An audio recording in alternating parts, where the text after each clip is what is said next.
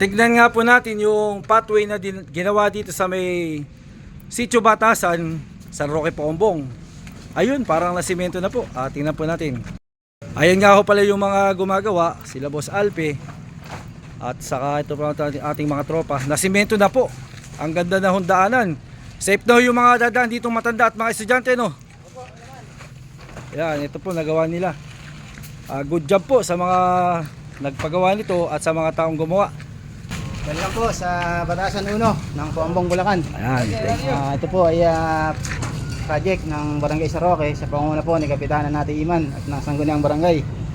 Lubusan po nagpapasalamat ang taga Batasan 1 sa Sangguniang Barangay. Ayun. Masaya-masaya po sila sa project na ito. Salamat daw po Kap natin Iman. Thank you. Makakarana ho mabuti rito ang mga estudyante at yung mga matatanda, lalo na rin yung mga nagtatrabaho, pumapasok sa kanilang trabaho.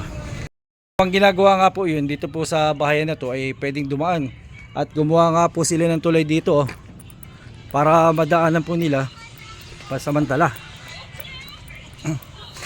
Ayun, nadulas na ako, madulas. At ito nga po yung tulay at nadulas pa po. Nadulas pa. Na-video mo ba? Ayan. At medyo ano lang po ang daan. Madulas. Ayan po ang ginawa nila. Ayan. Sige po, maraming salamat mga idol. Thank you. Thank you.